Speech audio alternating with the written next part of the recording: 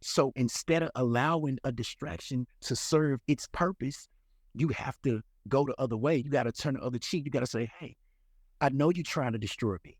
I know this obstacle is trying to stop me. It's a speed bump. I'm going to position myself to move over it as smooth as I can. And then I'm going to get to where I'm going. Welcome back to another episode of Mighty Brad's podcast. Today, I have my guest, Bernard. Welcome to the show. What's going on, my brother? Shout out to everybody out there tuned in. It's up. Hey, glad you're here, man. So, you're in the music industry. So, I wanted to ask you, what is your favorite part about music? Favorite part about music, just the creative side. Just the exciting side of it. Just creating, having thoughts, having ideas, and going to put it down, and just not thinking about nothing that come from it. Just enjoying the fact that you got talent and you able to do it, freely, at your own discretion, at your own will, and it's just so the creative process, the creative part of it, it's the most important thing about it. That's what I like the most. Yeah, dude, that's incredible. I mean, I play drums, and just music is it's another. I feel like it's when you play an instrument or you write music or however you integrate it into your life, it's kind of like a separate part of life. It's like, here's life, and this is like a different realm. You know what I'm trying to say? Exactly. Now I understand, and that's basically where the creative side of it comes from. It's you're automatically separate from reality, right? So once you in that creative mode, it's like when you go to the studio, when you get in that zone, all of your personal problems pause for the amount of time that you're there. Now, when you leave and before you get there, they still, prominent. But once you in that space of creativity, everything go out the window. So I agree with that. Yeah, I couldn't agree more. And it's an incredible feeling because I think it can be a level of joy that I don't want to say it's necessarily above everything else in life. But it's different. It's like you can get a joyful feeling from, maybe an experience with a person or a situation. But I feel like, again, it's a different realm of joyful. Yeah, it's sometimes you can't even explain it, but nobody has ever, positioned that question like you did. And that was one of the biggest reasons why I was just so interested in your platform, because I feel like you were smart. I feel like you're not like, sleep. I feel like you're not like the average person who's just, walking around in zombie land, right? So nobody has ever, positioned that question or even worded it like that. But it lets me know that you have a level of understanding when it comes to just separating the spirit realm from reality. I appreciate that, man. What made you want to become an artist in the first place? I mean, I just always had talent. It was just kind of like I used to play sports and all of that, but once you graduate high school and reality set in on the next step in your young adulthood and your adult life, you kind of start making decisions on the spot. So I had been doing music while I was in school, but it never was my primary focus because sports was. But once I realized I had a fan base, once I realized that people deem what I do as important, or a level of, or it had a level of importance attached to it, that's when I said, you know what, I'm gonna just really do this. But to answer your question in a grand scheme of things, I've been doing music. I've been highly interested in it. It just wasn't until after high school that I really said I'm gonna put everything to the side and I'm gonna just focus on my talent. Yeah, that's a beautiful thing too, because I feel as though there's a lot of people who make music out there and they're too afraid to put themselves out there. Like, they make it in their own time, they're passionate about it, but they're not confident enough in themselves to say, okay, let me release a song or two and let me see what people think about it. What can I improve upon? Or maybe people are going to love what I do from the jump. And you being able to do that and share your story and share your music and your talent and your ideas is an incredible thing. Right, right. I appreciate it, and it's not always easy as people think it is. It's not always fun and games. Like I said, the creative process is the only. It's crazy because the thing that matters the most is what makes you feel the best. The irony of that, right? The creative process is what you know allows you and it enables you to forget about the temporary, you know, trials and tribulations that we go through as human beings every day. So, yeah, like I said, it's not as easy as people think it is. It's a level of anxiety that comes with it. It's a level of expectation that comes with it. I hope they like this. And then you get so caught up in, well, I wonder what they're going to think about this. Because no matter what nobody says, whether you're on the highest level or you at the lowest level, once you put yourself out there for public opinion, you always worry at some capacity. Even Jay-Z, right? You always worry about, man, I wonder if they gonna like it. I wonder what they gonna think. Now, in the grand scheme of things, we become who we are because ultimately we don't care because we think that we're good. But if we servicing a product, to the public, to other people, for them to receive and accept, it's gonna be a level of, you know, concern as to if people gonna like it or not. Because these artists who's highly successful, they wouldn't sit in the studio all day and night. Fans asking for the album, fans asking for this, fans asking for videos, fans asking for that. We wouldn't sit, you know, on our pedestal and say, nah, that ain't right. Just critiquing ourselves, basically, critiquing what we do. We wouldn't do that if we didn't care 100%. It's just a level of, give and take as far as how much you're gonna care about what other people think. But like I said, that's the aspect of it that's not as easy. But once you get in the vein, once you get in the mode of just creating, all of this stuff go out the window. But it's still there though.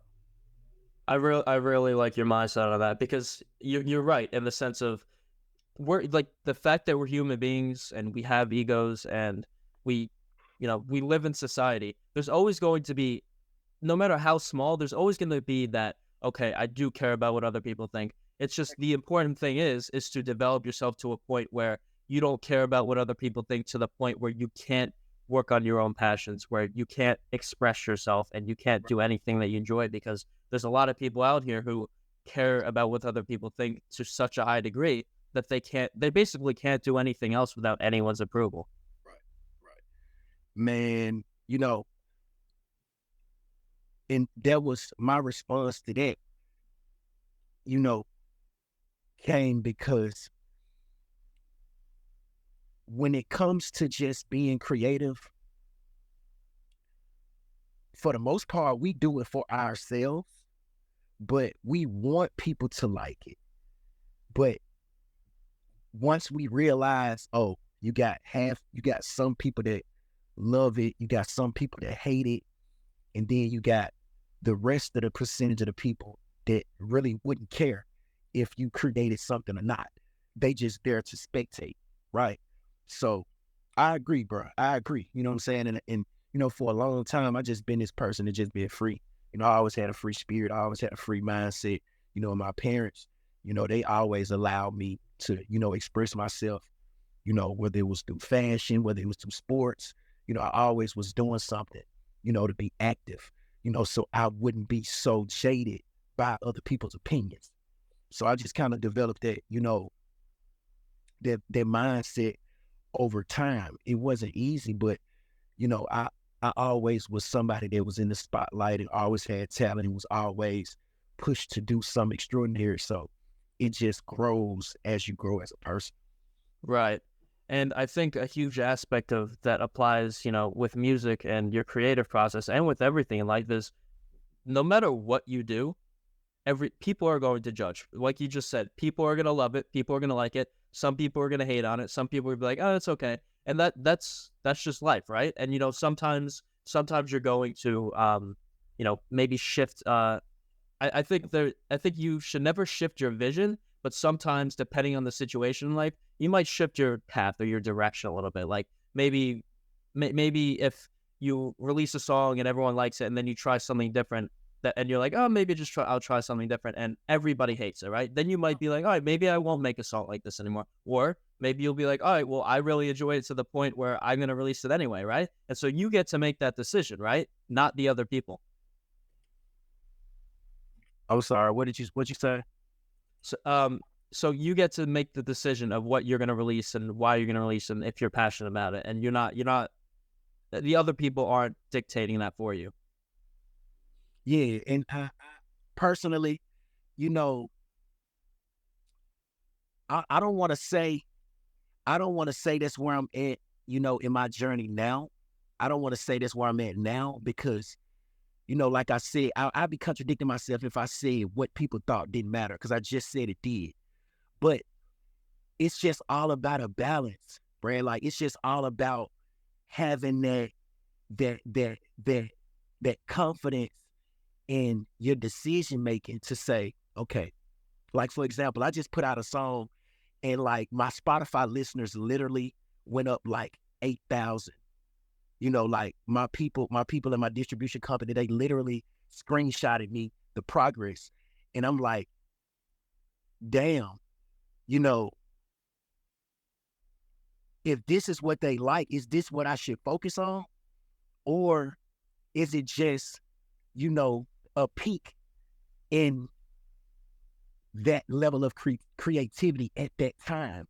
And should I just continue to make music like I always have?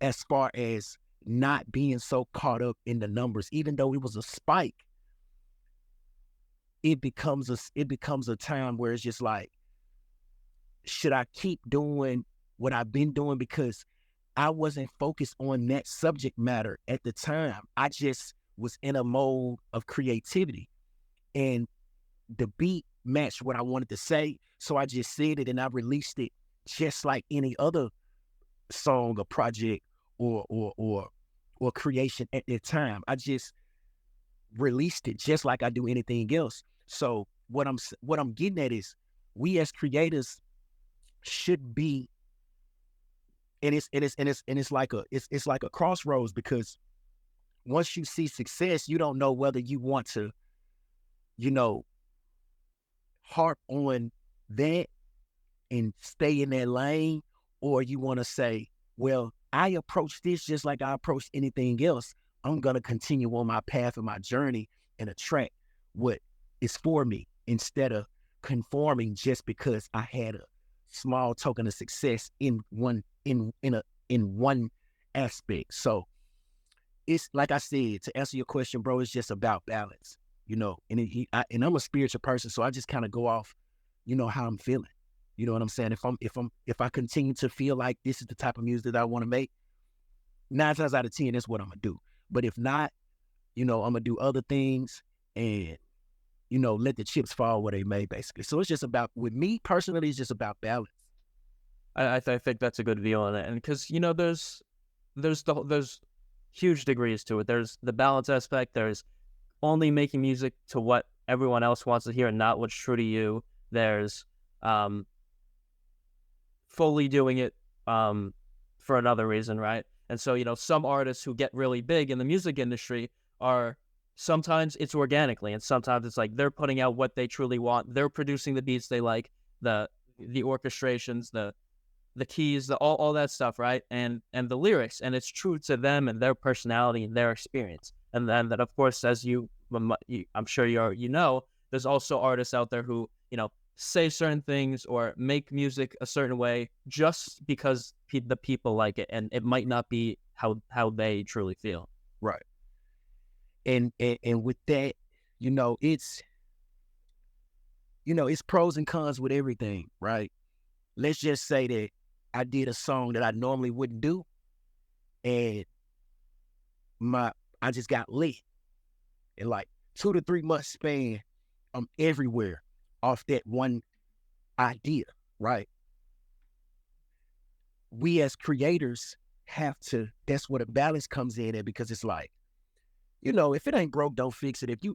If something is obvious, then I would personally say do what you feel.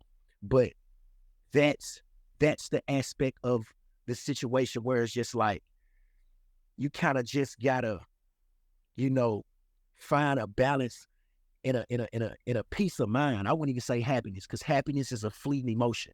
I would just say peace of mind. If if if you feel like that's the best thing, if you feel like that's the best decision for you, I'm gonna give these people what I know they like, even though I don't feel like doing this type of record. I would say just find peace in that decision, right? Find peace within that decision. And uh, uh, once you find a meaningful, you know, emotion within that decision, then you could kind of harp on the emotion instead of what you actually doing. Because for one, if the idea came from you, it came from you.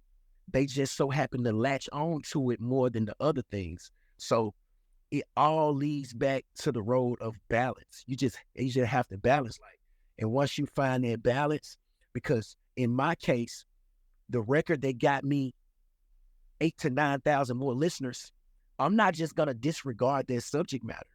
I'm just gonna find ways to interpret. I'm just gonna find ways to to to put those that level of of lyricism. I'm gonna find ways to plug it in, no matter what type of song it is. So the people that really like that won't feel like they being, disregarded or left out, even though it's a certain type of song. And I feel as creators, that's the gift that we have. We can find ways, you know, to integrate every aspect of creativity that we have to offer. So that's just one thing that I feel like I can do, well, instead of just, disregard something because it was kind of like luck of the draw, basically. So yeah, man, it's just about balance. It's just about balance. I'm gonna continue to say that because that's just one thing that I'm working on personally. Yeah, and it's a beautiful thing being able to connect those different things because some people might be let's just take the examples of music and spirituality. For some people, they're only in one of them. They only enjoy music, they only produce music, and for other people, they only are involved in spirituality. But and neither of those, just being involved in one, it's not bad. That's not what I'm saying. But if you can integrate both of those together, that's another level of incorporating the peace of mind, incorporating what listeners want to hear and what you want to do, and incorporating all of that together and finding that balance is, again, it's another level. Right. Yeah, it's just like, you know, so like I said, with just like my latest single From Me to You, once I put it out, before I put it out, people just was drawn to what I was saying, right? They just felt it was just so authentic. They felt it was pain on it. They felt it was something they could relate to. So I didn't say, well, that's just that one song. I immediately said, regardless of what type of records I choose to pursue, how can I continue to make people feel like I'm relatable?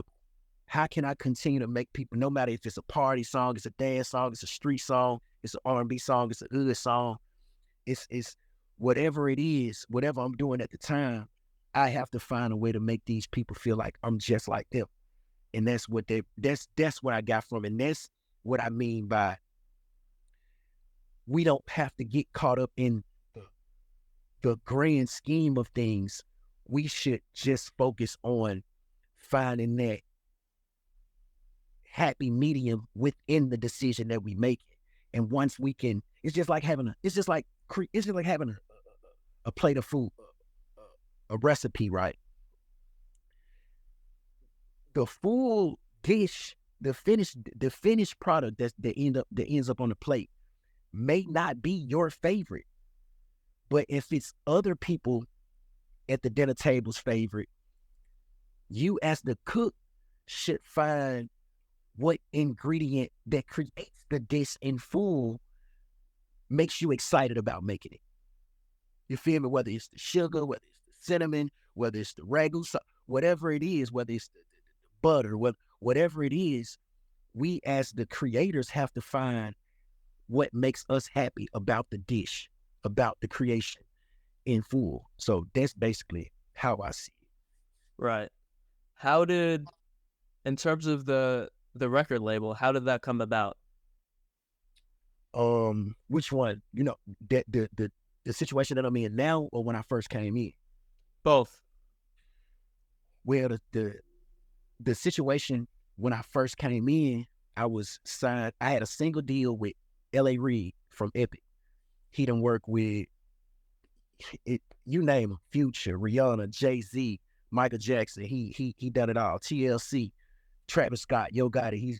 He's worked with a lot of phenomenal artists. And how that came about, I moved to Atlanta. To make a long story short, I moved to Atlanta when I was like 20. When I went there, I was doing open mics, going to every studio, just trying to figure it out, letting people know, hey, I'm from Memphis, just me, I do this music, I'm singing, I'm rapping, I'm writing, I'm creative, I'm in fashion. I was just pitching myself to people. And long story short, met a guy that knew somebody else, heard my music, thought I was dope, sent it to L.A. Reid. L.A. Reid loved it.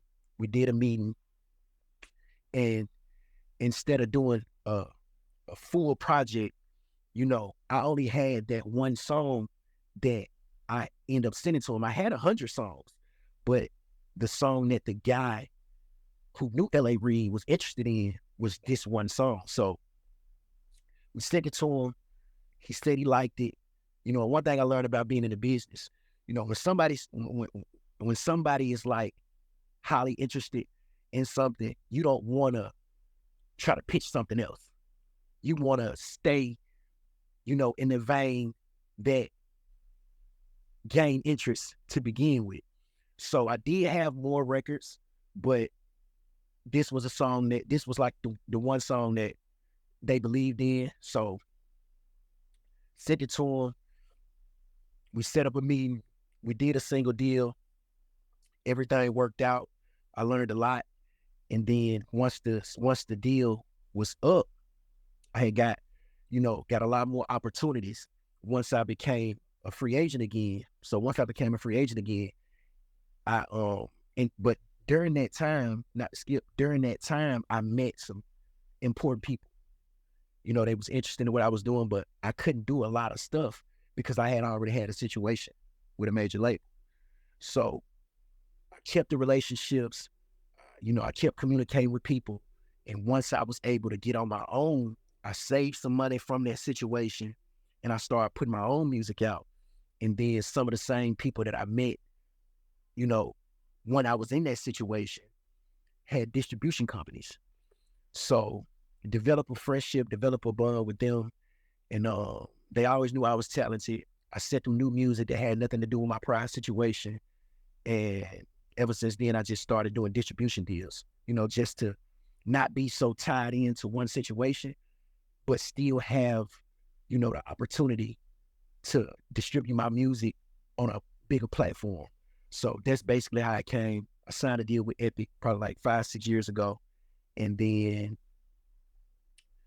after the situation was done, I started just doing distribution deals. So to answer your question, I just developed meaningful relationships with different key players in the game that could help me continue to grow even though I wasn't on a major. How did you feel when you got that opportunity with the first label? How'd you feel? Man, it didn't even feel real because I was at the time I was sleeping on the floor. Like I was literally sleeping on the floor. Like I was in Atlanta and I was with some of my OGs, I was with some of my older partners that I met initially when I got there. It was like, I know this person, I know Jazzy Faye, I know this her, I know this dude, I know this man. So for once in my lifetime, they wasn't lying. So I really didn't have nowhere to go.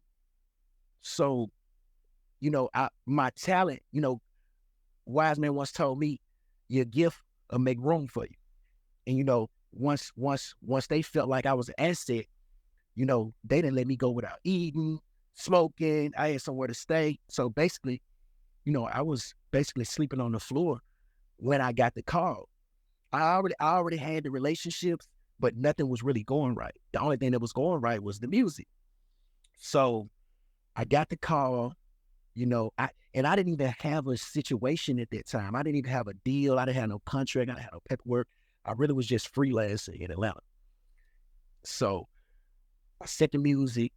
They hit back and then the person that I sent the music to, this was somebody that never picks up the phone. I could never get in touch with him. He never called me. He probably called me like once every 4 months. Like, it was crazy. That's why I couldn't believe it. So this was the first time he ever responded in the same hour.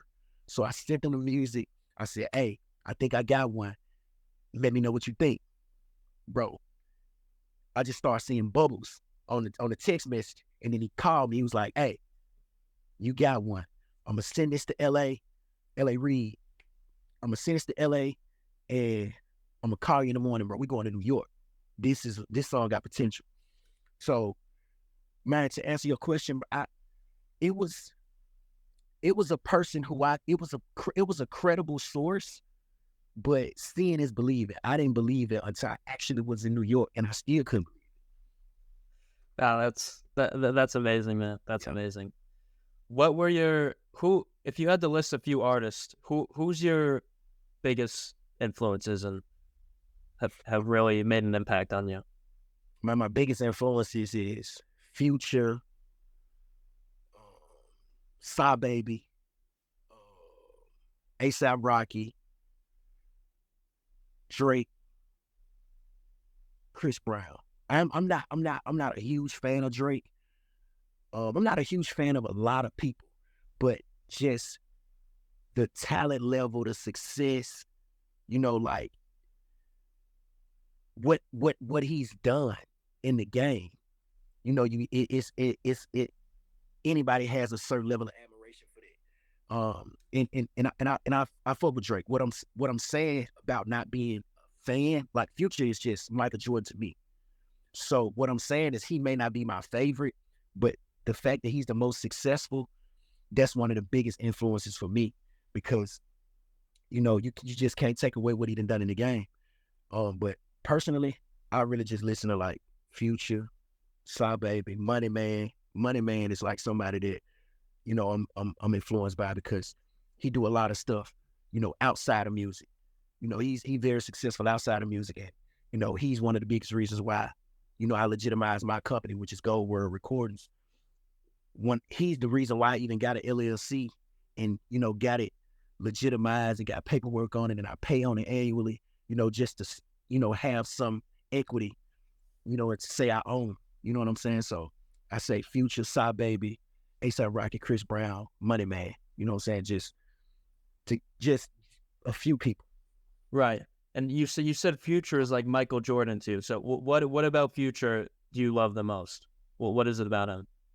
All the creativity, the the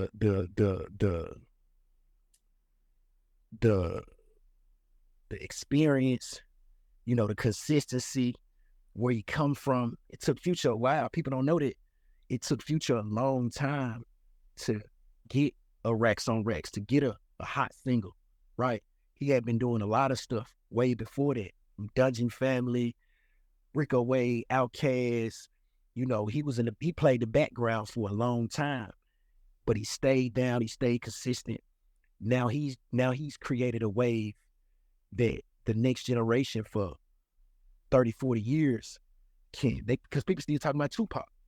You know what I'm saying? So I feel like he created a wave that people behind me, and people before me and people after me can, take bits and pieces of his grind and, what his success story, and take that and create their own. So that's basically what, influenced me a lot with Future. Like I just feel like he one of the most talented.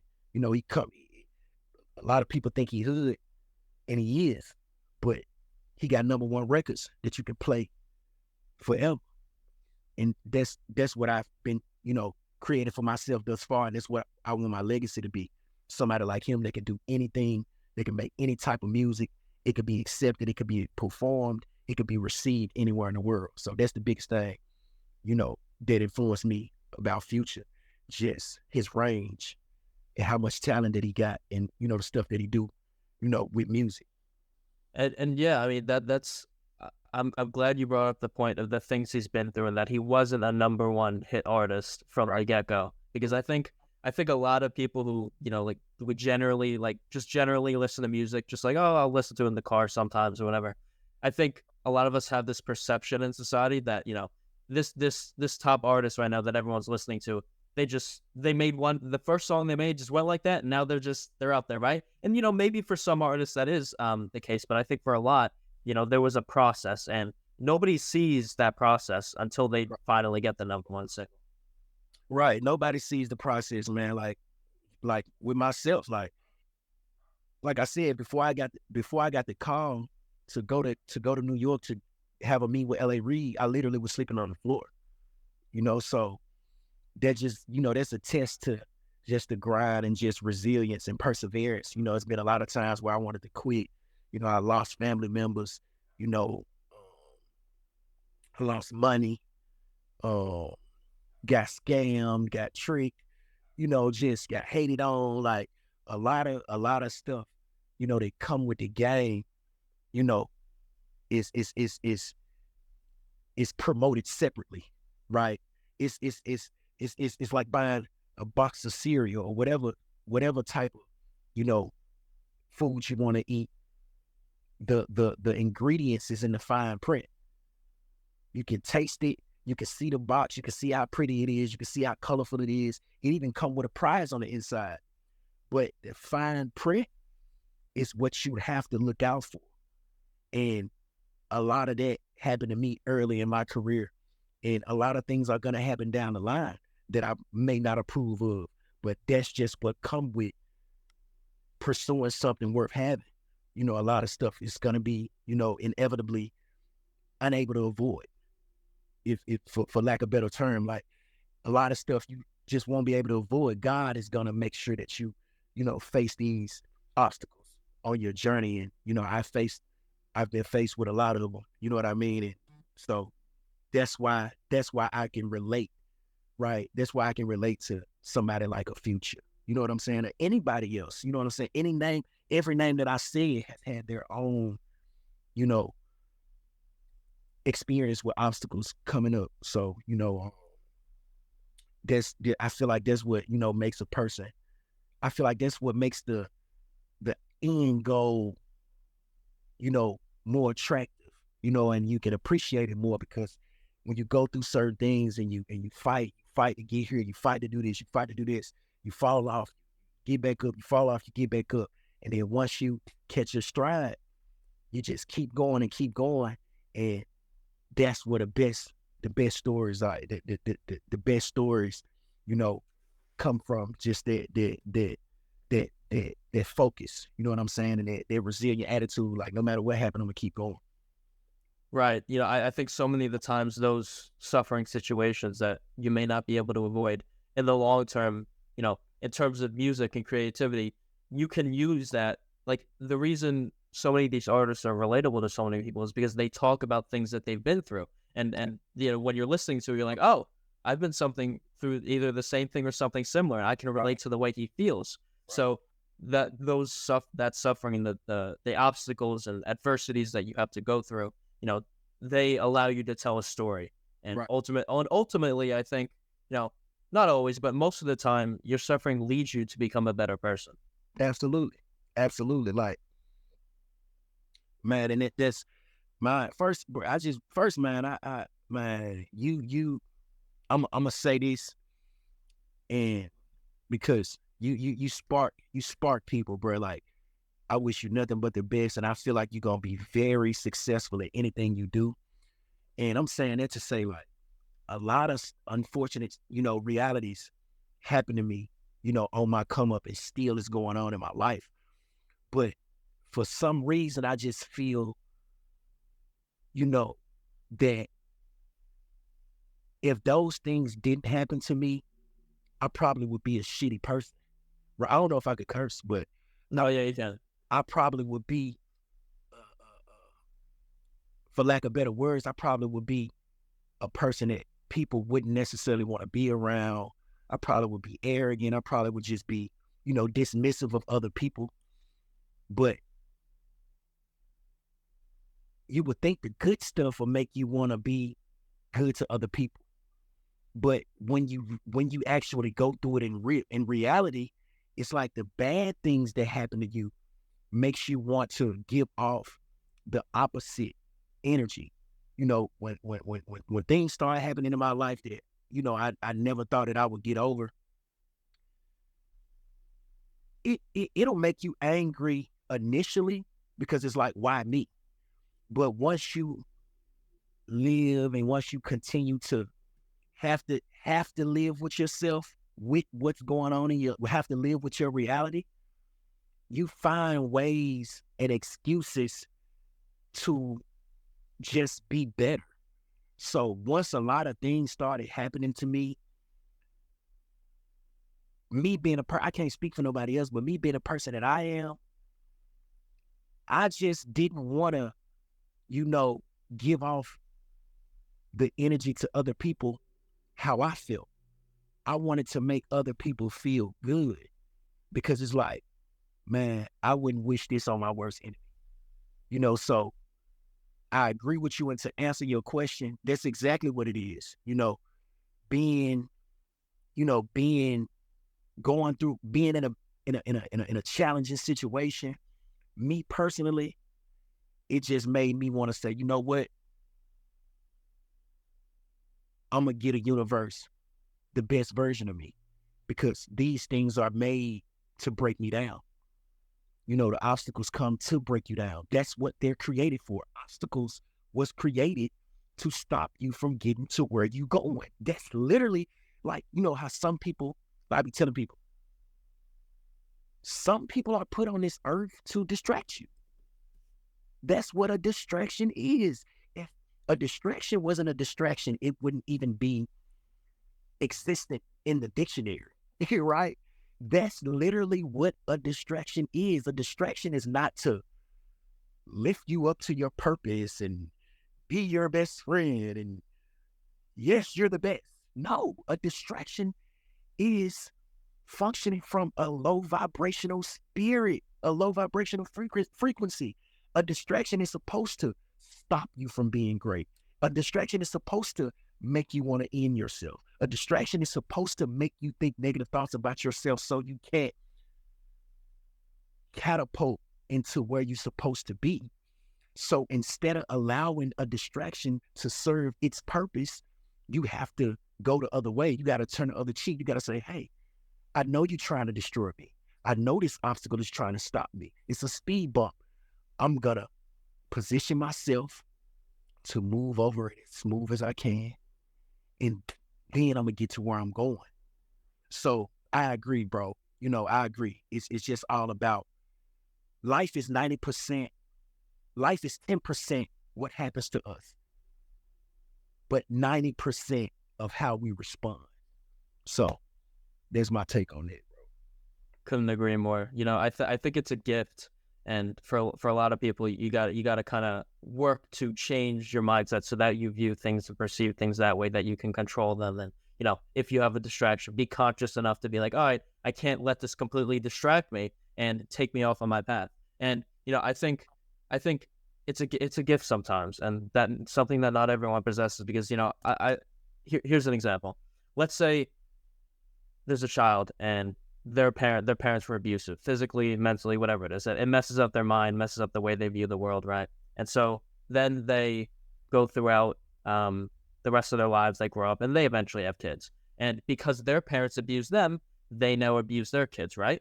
But then there's the other person who was abused as a child, mentally, physically, and then they grow up and they have kids, and they think to themselves, I want nothing but the best for my child. The way I was treated, I would never want that to happen to anybody else. So I'm going to raise my child in the complete opposite way that my parents raised me. So it's that perception that changes everything. Absolutely. And, we have free will. The Most High, gives us that free will to make that decision, because 60 to 75% of the average human being would take that as a clear opportunity to do the wrong thing because it happened to them. But that percentage that's left over says, you know what? I'm gonna do better. I'm just gonna do better. You know, I can't change the past. I can't change how it made me feel. I can't change none of that. The only thing I can change is what I do moving forward. Now I can go commit a crime. I can go do something that's gonna give me 30 years to life, or I can do something that's gonna bring me back nothing but good karmic energy. I can go do something that's gonna, you know, brighten somebody else's day, right?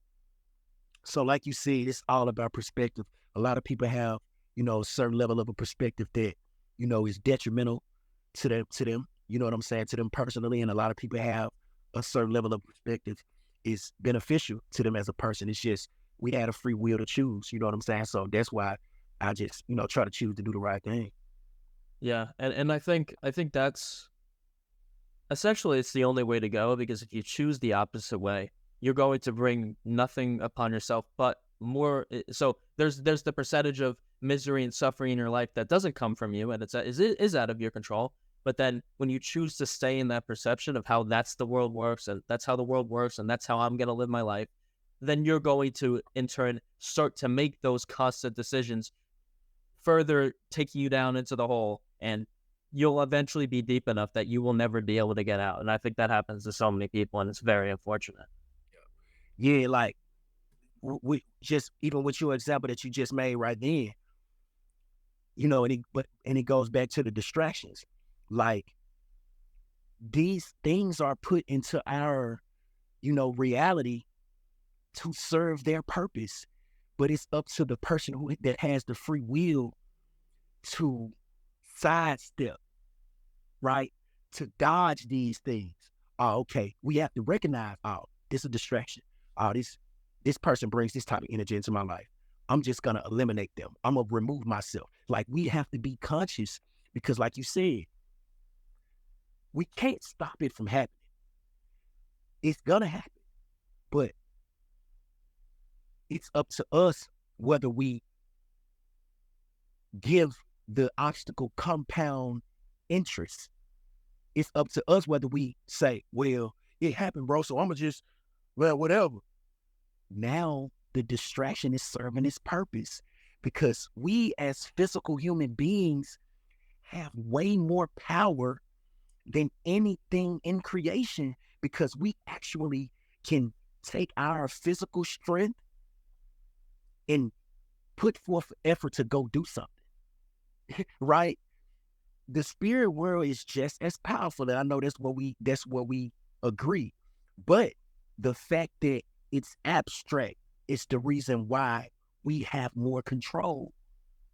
Because if something in the spirit world says, because like people be saying, well, I just heard a voice and it told me to do this, it told me to do that, and I did it. But you had the physical strength and the physical fortitude to choose otherwise. But you didn't. So now the obstacle has compound interest, and now you're helping the negative frequency more so than getting rid of it. So we as human beings have to understand that, hey, oh, I see that. I'm going the other way. You won't defeat me. I'm going to win. You're not going to get me. I'm going to win. I have compassion. I have a mindset. I have legs to run away if I need to. The spirit realm ain't tying nobody down and putting them in a straitjacket. It's not happening. The physical aspects of human nature puts you in a straitjacket and make you do what you're capable of not doing. The good and the bad is always going to be there, both of them, but you get to choose, in terms of the spiritual aspect and which direction you're going in. You get to choose which energy allows more into your life because, this amount, both of these amount on the same amount of, energy as a whole might come into your life, right? But then Right. when you acknowledge that, you have a choice. Am I gonna feed the negativity, or am I gonna feed the positivity? And then you get to choose that. And a lot of us choose the negativity, and then we go down that dark path. But if you choose the positivity, it's you're not going to be positive 100% of the time, right? I know some people, some people are like enlightened beings, and maybe they feel positive a lot more than other people, right? But and so choosing positivity doesn't mean that you're going to be happy 24/7 and you're never going to ever have a bad day. That's not what it means, right?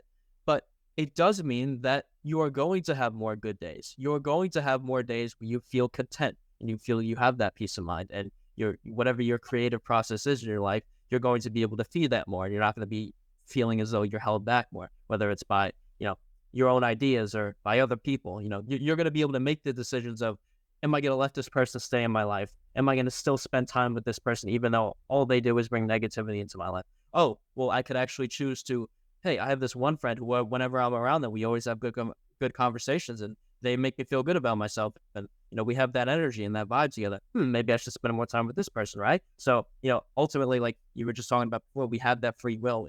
We whether we're conscious of it or not, we have the choice to choose. Right. Exactly. I agree.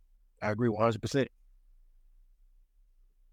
There was a quote I wrote down that I was scrolling through your YouTube page. You have a playlist of kind of like mindset stuff, and one of the first videos was it was breaking down the subtle art of, or it's just how to not give a fuck by Mark Manson. And the first quote that was in there was, "The desire for a more positive experience is in itself a negative experience." What do you think about that? Say it again. The desire for a more positive experience is in itself a negative experience. Yes. Because you're adding expectation to reality. That's why. To desire more positive experiences, you are in fear of whatever reality has for you. So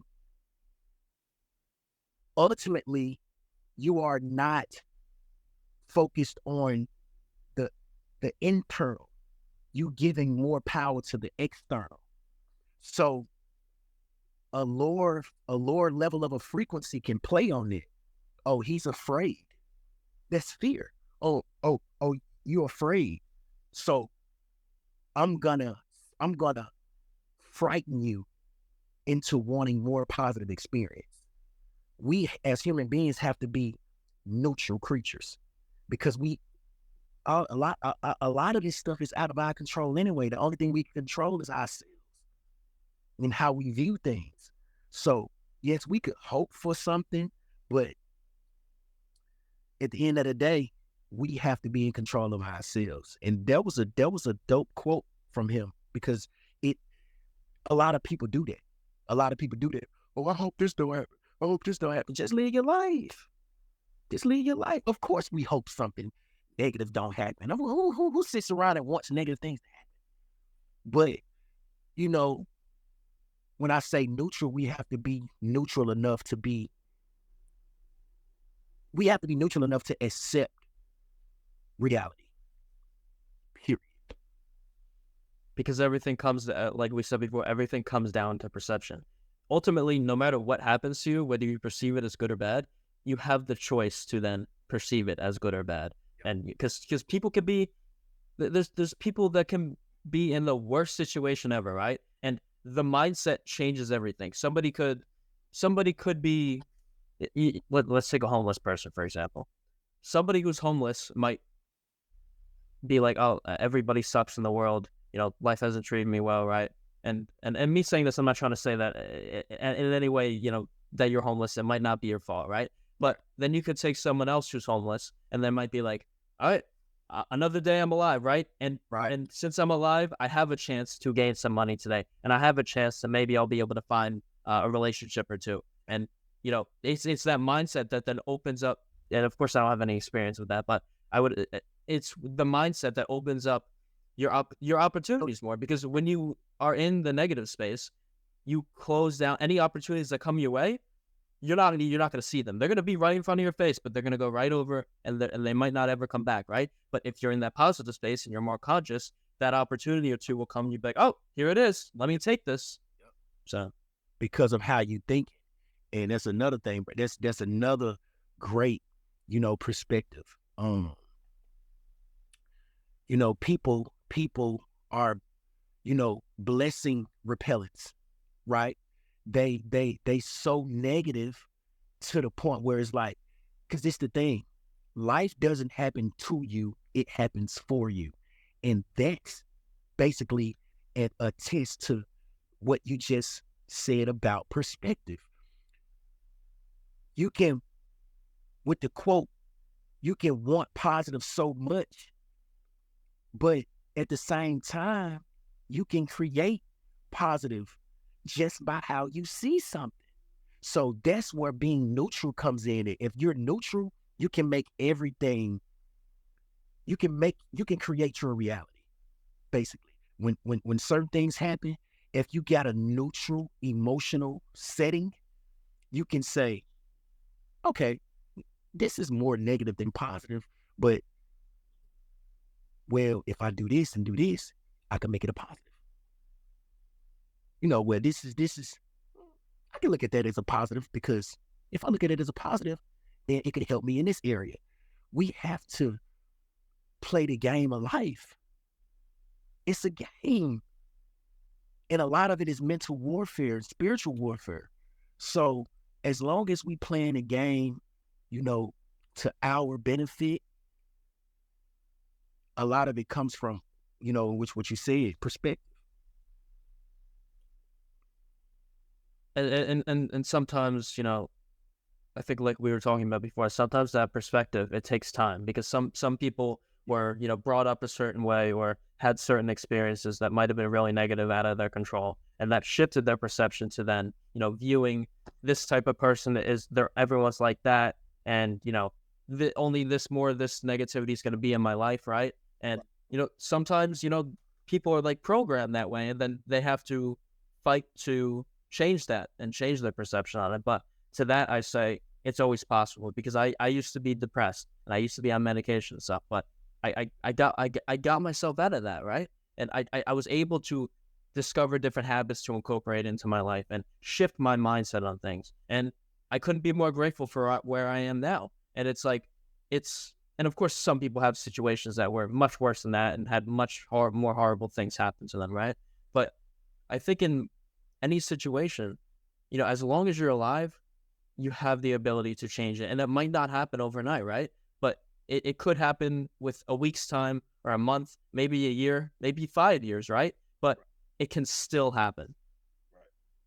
Man, well, I'm going to just say, man, I appreciate you sharing that with me. And I would have never noticed, because I saw what you was doing on YouTube, and I just was like, man, I like this guy. He's smart, he's intelligent, he's polite, he's humble, and you just had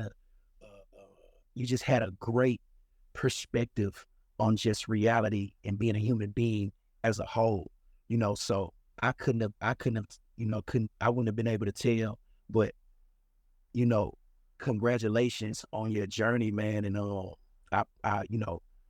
I'm glad where you are mentally, because you sparked, a conversation with me. I was just on YouTube and I saw it. So, I'm just, giving you, giving you flowers, bro. Saying you're doing a great job. Like, I love it. Yeah, and I appreciate that. And then that goes back to, what we were talking about before, that, people don't always see the part of the process and the journey that, was before you got to whatever you are. And that might not be a bad thing, right? Right. But then, you're able to share, again, you're able to share your story, and then, maybe people can relate to it, or they can feel that, or whatever it is, right? And Right. so, and because it's for most of us, I think it's through that suffering that gets you to there. Because I got to be honest, when I look back at that, I genuinely feel and say to myself, I'm grateful that I went through depression, because I think to myself, if I didn't do that, if I didn't go through that and I just stayed that kid that was just, playing video games and just sitting there and not really doing anything, right? Would I be where I am right now? And I don't think I would be. Right. Probably not. And so, oh, that's a beautiful thing. Yeah. Bernard, I really appreciate you coming on today. Hey, man, I appreciate you allowing me to come on your platform, man. It's something that's gonna definitely grow. And I'm just glad I got to say I met you on the journey, and I'm just glad I was able to be a part of it. And I'm looking forward to doing it whenever you feel like you want to do it again, bro. Thank you. Hey, of course, Bernard, I'm blessed to have you on today. It's been a great conversation. Absolutely, bro. Thank you. Love. Bernard, where can people check you out? Man, y'all can check me out at Instagram at bflowers. And y'all can check me out on YouTube, Bernard Flowers, same way as at the bottom of the screen. You can just check me out, Bernard Flowers on YouTube, at bflowers on Instagram. Hit me up, show some love, turn up. All right, we'll catch you guys in the next one. Peace. Love.